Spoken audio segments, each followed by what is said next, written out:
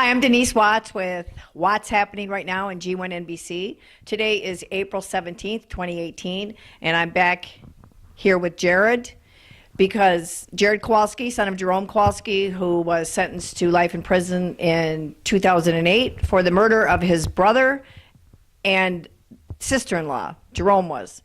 And we're just not going to stop until Jerome gets a fair trial and gets out of prison.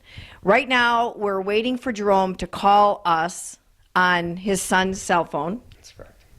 And we're gonna actually talk to Jerome and ask him some questions about this whole ordeal. So here's the call right now. And so go ahead, Jared. Hello. Denise is here, Dad, and we're ready to talk with you. We can get the video camera rolling, and I'm going to hand the phone over. You doing all right? Jerome, I'm so sorry I have to meet you this way. Yeah, I know. But, you know, I just feel it's a matter of time you're going to get out of there. So I'm going to ask you a few questions, as you know. And so my first question is, of course, did you kill your brother and sister-in-law in 2008? No, I didn't. I didn't do that to anyone. You know, I was number one of them in any conditions, to drive that far, 55 miles, and do the crime, and without any leaving behind any evidence or anything like that. It's not in me to try and kill someone. Okay, so what do you think is the biggest reason, Jerome, for them finding you guilty? Well, they didn't get an attorney before I talked to the detective, so they had the upper hand. Number two, I think one of the main reasons was because I gave a false confession. I was pretty much under the influence when I was being interrogated. You know, I had consumed rum and Vicodin, and my head wasn't clear at all. And I also believe that the court was in a hurry to get a conviction. And, the court denied 90% of my motion. Okay. And, of course, the attorney wasn't that aggressive either. You know, he could have done better, I think, as well. Do you have any idea who the real killer is?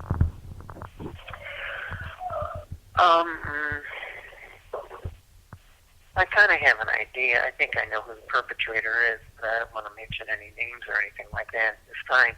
Right. No, I know, but I just, it just seems like it's a question I have to ask. Yeah, I can understand it, but whoever did it is, they'll have their day in court, and I feel that the person is walking on with a huge burden of guilt, on his shoulders. And can you imagine going to bed at night, waking up in the morning, and with that on your conscience? It's totally perplexing, I'll tell you that. Well, what I feel is, a lot of the people involved in your conviction and just the way all this went down, a lot of those people know the real truth. And so I feel the same way about them. How can they go to bed every night knowing that they put an innocent man in prison? And I'm sure there's other people know that who the real killer is. And as far as... Go ahead. Well, as far as the real killer, he's obviously not feeling too guilty. No, apparently not, And I agree with what you said. There's a lot of people that in the government that were involved, and they are just as guilty as all the things they did, to prevent me from getting a fair trial. Well, I have to say, your son is such a diligent, faithful son at doing all this investigation and he has so many facts, and anybody that in law that would sit down with him and just listen to all the things that he has, could see that you were wrongfully convicted, and there was no. Go ahead. I know. I am just, so proud of him and stuff. That all the, and especially all the hours and hours and hours he's put into it. And there's things that are fading away for me. Then I have to call him and I have to get. Hey, can you refresh my memory on this? Because it's been 10 years already. Right. Things are not as clear as they used to be. Well, right. And so, how do you get through your days? Over 3,650 of them.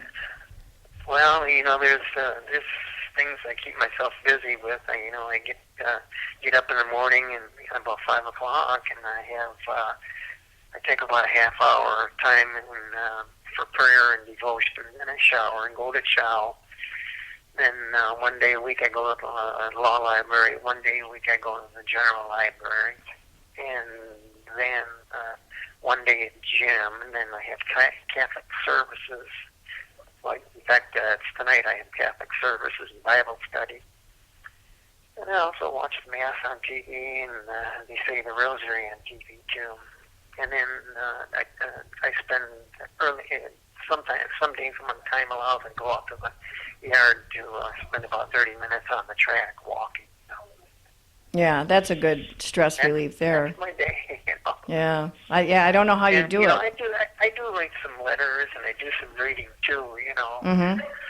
You got to do something to keep busy. And of course, there's TV. I have TV, so I watch that too. Well, who do you think is the most responsible for the conviction? Who would you say, if you had to pin it on one person, who would it be? I would say probably. I would say the prosecutor, probably. The prosecutor? Yeah. Which was who, Jerry? Prosecutor and the prosecutor and the judge. To me, it seemed like they both worked together on this.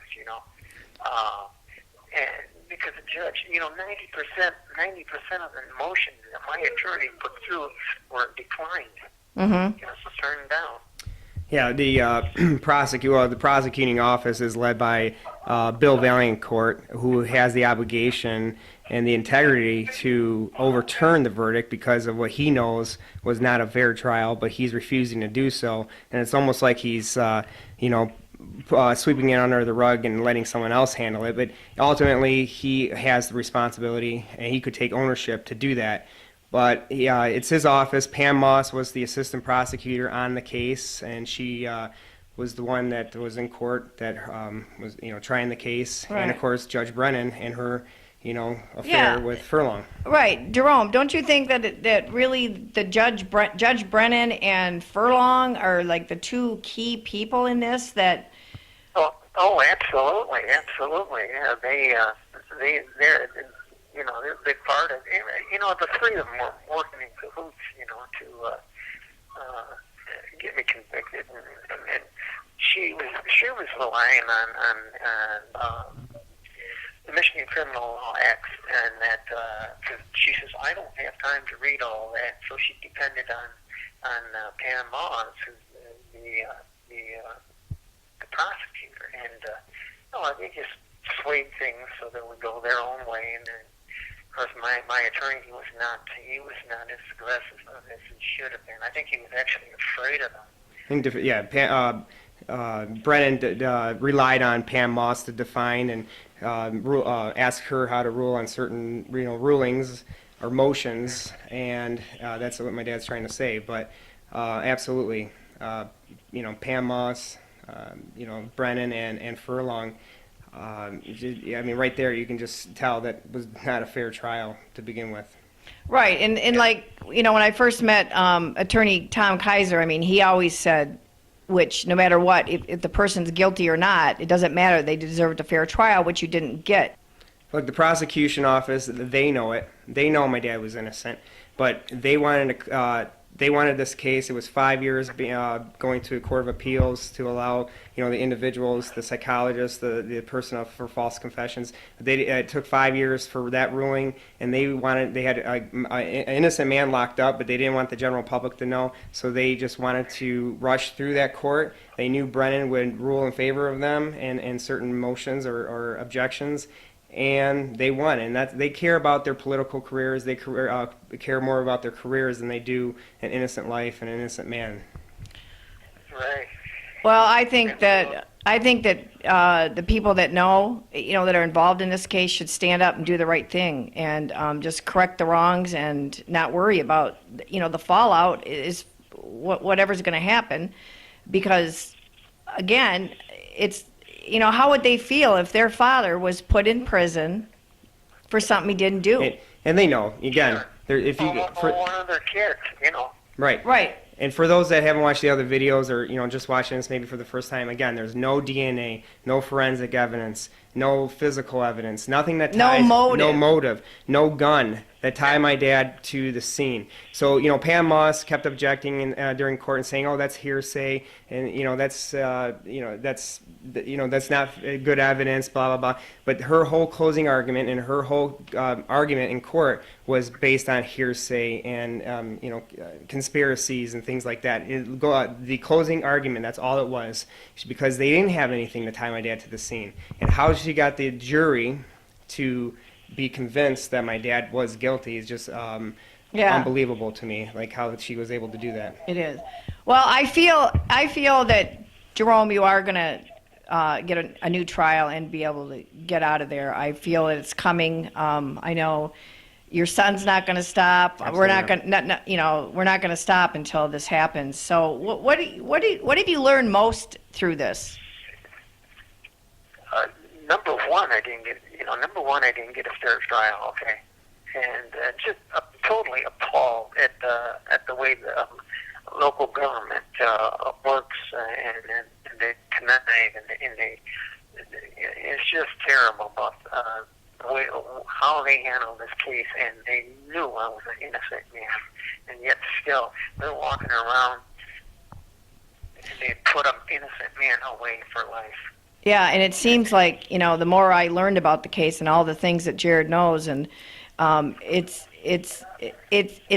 you can see that they even knew before you were sentenced, and even during the trial, I know there was another policeman that even felt that you were innocent and told Jared, and that was involved in the investigation, and as it went on and on, more and more people could tell and knew that you were innocent. So I just don't understand why people don't stand up and do the right thing. All these people that don't come forward, even people, I bet you there's even people in the jury that felt I didn't get a fair trial. I don't know why some of these people aren't stepping forward and saying, hey, wait a minute, let's go to the newspaper about this, Right. Some discrepancies here in that case. Well, our eyes and ears are out there. I know yours aren't because you're behind bars, but ours are out there, and we're hearing lots of things that are happening and going on, and I do really feel you're going to get out of there, Jerome. Well, that sounds good to me. I tell you, that's good news to hear. And I just feel like this brought us closer to God and have a bigger, deeper faith, and He's taught us to persevere and perseverance through this whole thing. I think you agree too, Dad. Yeah, there's lessons in everything. This is one of the hardest lessons for someone to have to learn. But right. Yeah, it's what are you most grateful for through this whole thing? I'm so. You have 1 minute remaining. I want to thank you for calling in and talking to us today, because Okay. This has been just a horrific thing, and I feel it's coming to an end. You just heard from my father.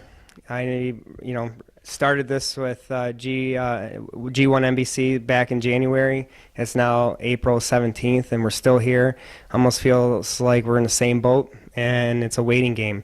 Everything that's out there, out there on Judge Brennan and the Detective Furlong about their affair and their perjury, and still nothing from Bill Vaillancourt, the prosecutor of Livingston County. He ultimately has the right and the integrity to do the right thing, and grant my father a new trial. Yet he wants to be mum on this. He claims that other people are out there investigating, and he has nothing to do with it. And he's telling the public that, and he's telling the people of Livingston County that he just wants to save face for the county of Livingston and his career. But the ultimate fact is he has the right, and he could, but he refuses, and he's deflecting any kind of questions and diverting it to other people. Now, with that said, there's also the Attorney General Bill Schuette, who's running for governor of Michigan, and he ultimately has also the right to prosecute Judge Brennan. He's running for governor. He's out there prosecuting a lot of people. Recently, in the last couple months, there was a judge in Wayne County. We've heard of other, people he's prosecutor gone after, and he's going, doing the Larry Nassar thing in Michigan State, trying to make a name for himself. Well, it makes me wonder, like, why isn't he doing anything with Judge Brennan? It's been over a year with the information that's come out with her and her perjury, and Detective Furlong was allowed to retire early in September amid the investigation. So why is that? Bill Schuette, you have the right to also prosecute Judge Brennan, and you open your first campaign office in Brighton. Kind of makes me suspicious on that. So people need to answer. The Judicial Tenure Commission, they also have the right, and I haven't heard anything. So I don't know what's going on with it, but it's over a year, and things need to get done now. There's an innocent man in the jury. If anybody knows anything, if the people that sat on the jury kind of feel guilty about the conviction, come forward, please. And people that may know anything about this case, come forward. You can email free@jeromekowalski.com and tell us if you have any information on who may have done this or any new information that you may have. Or come forward and question the Valiant Court, or even the commission, the Livingston County Commissioners. They were just recently, it seems like they were just covering up for Judge Brennan in their last meeting.